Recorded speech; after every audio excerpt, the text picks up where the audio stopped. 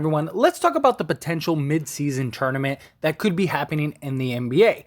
Per Shams' current framework of NBA in-season tournament as soon as 2023-2024, which would be the following season, not this season coming up, but the following season, cup games through November, 8 teams advance to single elimination final in December, other 22 continue with the regular season.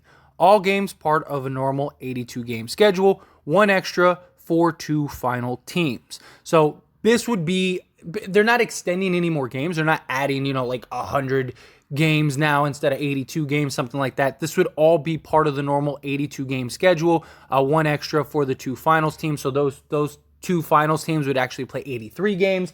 But this is something that the NBA is looking into to just add a little flair, a little excitement to the league, which personally, I don't think we really need that. I just don't think it really fits. But we'll dive into my opinion in a moment because there is somebody else that is extremely outspoken about this whole idea of an in-season tournament, and that is Mark Cuban.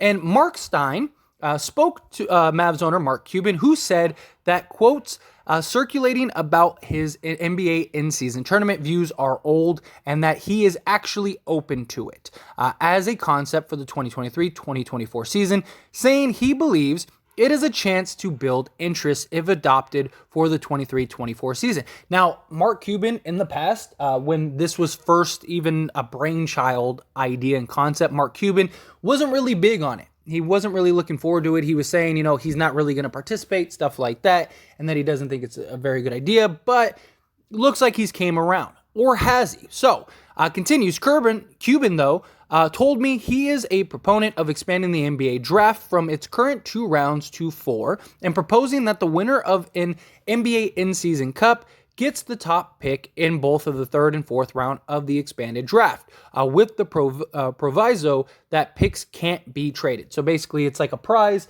because that's the big thing. What is the incentive for these teams?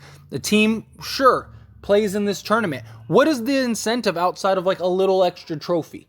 Like when the grand prize is winning the NBA Finals. Well, maybe if you got some exclusive picks, that could be really beneficial for, some tanking teams or even like really good teams. But that's a problem too, which we'll dive into in a moment as well. So in terms of an in-season tournament, I'm not a fan. This is, again, Cuban. I can see the Mavs not participating at all or resting our best players. Until they give me one of those Larry O'Brien trophies, the prize is the prize. And that is a big point that I have as to why I don't think this makes sense for a lot of these teams. And that's something that I think needs to be addressed or at least figured out. So a team like the San Antonio Spurs, right? This year, they're tanking, right? They're a tanking team. That's what they are. Now, a team like that, mid-season tournament, that might be valuable for them, especially if there's some like picks or something involved, right? It gives them an incentive to go and try to win that, right?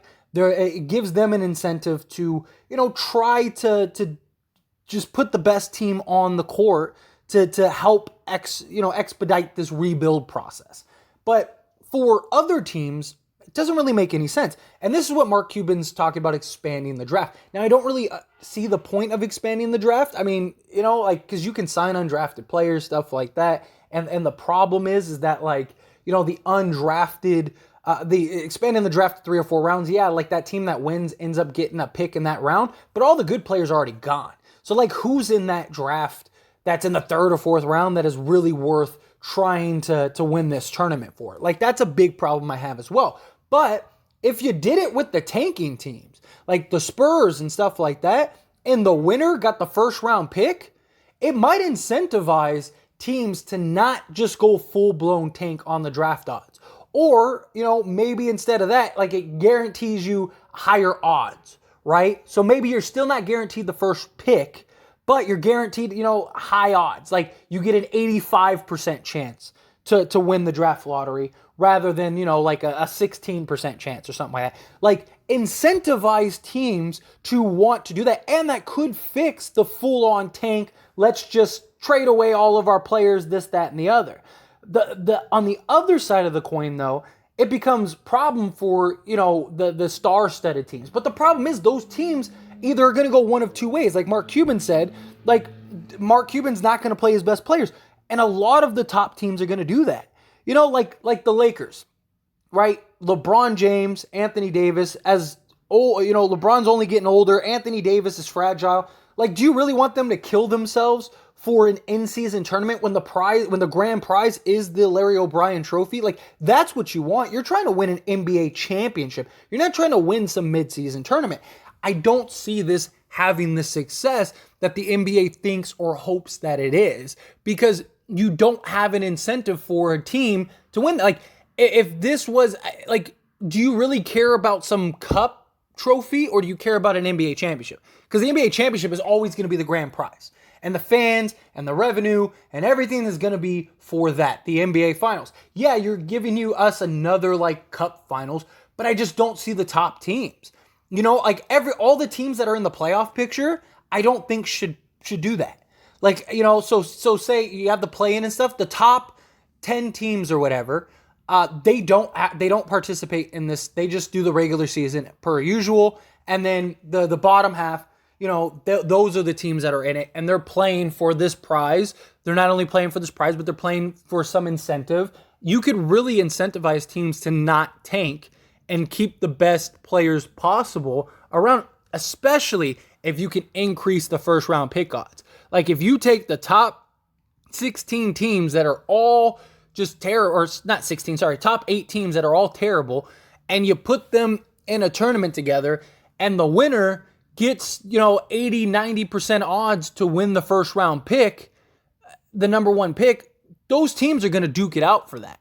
All the teams are going to want to play for that, because you could be a team that is right on the cusp of being a legit playoff team, and if you get that first round pick, like Victor, you don't think teams would be trying to play to compete right now to go get Victor? Like, absolutely. Teams are purposely tanking right now to go get Victor.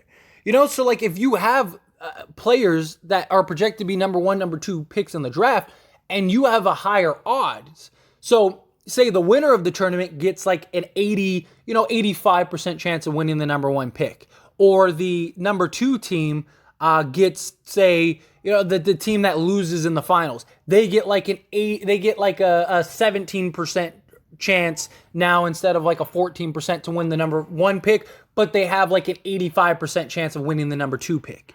So it's like, so you have some incentives, because again, teams like the Bucks, why would they have Giannis play in this tournament? Why? He gets hurt in that tournament, there go your championship hopes. And granted, you could say the same thing, like, what if he gets hurt in the regular season? But we see guys rest in the regular season all the time. We see stars miss several games all the time. Just having teams rest their star players, it happens. And so now you're trying to incentivize teams to play these guys. But if your goal is to win an NBA championship, why do you care about a mid-season cup? You don't. Like, if you're a legit title contender, you do not care about anything else but winning the NBA championship. And the reason I don't think you can make the winner get the number 1 pick is because then you could have a team like, say like Dallas, for example.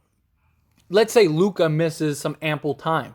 Well, now you could have a Spurs Tim Duncan situation where, like, maybe Dallas is still good enough to win and beat the terrible teams. So they end up qualify for that tournament. They end up beating everybody, and now they get the number 1 pick. And now Luka just got, Victor to play alongside for the next 10 plus years. Like, that could be a disaster. I mean, you're talking the Spurs and Tim Duncan situation all over again. But if you have just the terrible teams that all they want to do is tank for the top players, well, guess what? Now tanking doesn't get you anything. Now you actually still have to win. Now, if you're the worst team in the league, your odds of winning the number 1 pick is like 3%, rather than, 60% or whatever it is currently. So what would you rather do? Would you rather, tank the season and, not get the number 1 pick and slow up your rebuild? And maybe you could end up with the 10th pick now as the worst team. But if you end up winning this tournament, now you very likely, the odds are heavily in your favor that you're going to get the number 1 pick. And if you come in second, well, then, you have that, and so on and so forth. Go down the list. Like every single pick, if you come in third, you get, 8% chance or whatever to win the number one pick. You get a, 15% chance of winning the number two pick, but you get like an 80% chance of winning the number three pick. You get what I'm saying? Like you could structure it to where the system all the way down. So if you're the like worst team in the league, now you have like a 0.01% chance of winning that. You basically have to win the lottery 10 times at that point to try to just get that number one pick. It completely removes all incentive for teams to tank, because now it's worse for you to tank to go get the number if you want to rebuild. You might as well put a team like the Jazz, right, that just blew up everything. Utah actually has a really good team on paper. They're not like a contender. They're probably not even a playoff team, maybe not even a play-in team, but they're really good. But right now, the incentive for them is to unload all the vets, get rid of some of the best guys that they don't want to keep around, and then just full-on tank rebuild and just tank for Victor or something like that. Now you got this treasure trove of draft picks. But if you could win the number one pick, and Danny Ainge looking at this is like, I could get the number one pick. Now I don't want to trade these guys. I'll just cut the two players on the back end and keep these guys, and let's go win this cup and get a number one pick. Like that is something, again, you're incentivizing a lot of these teams that would otherwise make the decision to just go full tank mode, but now they can win. Like, do the Spurs trade Jamal Murray DeJounte Murray? Do the Spurs trade DeJounte Murray if DeJounte Murray could get them the number one pick? Probably not. The Spurs probably look at that as like, no, we need to keep DeJounte at least for now, because he can go get us the number one pick, and then if we want to move him, we can move him. It changes everything. And the way that teams operate, that is what I think would be the best. Having some of these top teams play in this tournament, it makes zero sense. Now, I don't think that they're even going to have that, right? It says only 8 teams are going to play in this thing. So they very well might actually have it be the worst teams, like all the teams that are in the playoffs and stuff, they probably don't compete. They probably just go business as usual. So, I mean, I could be spot on like what the idea is, but the prize is what I'm saying I want, like I would have them change. Like give a real incentive. I think Mark Cuban is right about the draft picks. I just think he's wrong about the expansion draft. I think he's right about like, give these guys like a pick incentive. I just think that the pick incentive is to have these teams not tank. And now you just completely fix the tanking problem. Because now if you're the worst team in the league, you have the worst odds of getting the number one pick rather than the best odds. Because now we just have teams that are purposely trying to tank. We have teams that are purposely trying to lose. So how do you solve that? You make it so they can't get the number one pick. There you go. Like now you have to put the best roster. You have to spend the money. You have to stop being cheap. You have to stop just unloading guys for the sake of unloading guys. Now you actually need to put the best product on there that you possibly can. I just think it makes for a better NBA. Yeah, it might suck for some teams, that maybe they are trying to do that and they can't get the talent or they just don't have the market or whatever. But, one over several, like the problem in the NBA right now is every year you get several teams that just full on tank. How do you fix that? Yeah, maybe there's a team or two that are an outlier, but what is the majority and what is the biggest problem? That is the biggest problem. Fix that. But anyway, those are my thoughts and opinions. And as always, I want to hear yours. Let me know what you think down in the comment section below. What do you think of this? Do you agree with this? Do you disagree with this? Are you excited for the tournament? Are you not? What do you think? What do you think the prize should be? Do you like the idea of like, yeah, the winner gets, the highest odds for the number one pick, something like that? I mean, granted, if you have like an 85% chance, then, like I said, the example I used earlier where like, Luka goes down, but they're still good enough to win the tournament, then you could still have a Tim Duncan situation. You can, yes, absolutely. But I mean, like, look at like the Warriors, right? The Warriors end up getting the number 2 pick because of that. Like, there are always going to be outliers. There's always going to be things. But to just give that person the pick and just say, here you go, you won the tournament, here's the number 1 pick, I think could cause a lot of problems.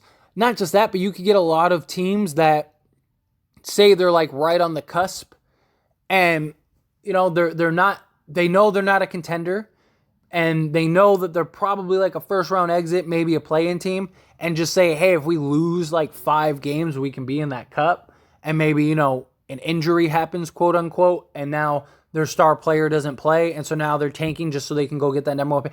That becomes a problem too. That should be talked about and addressed.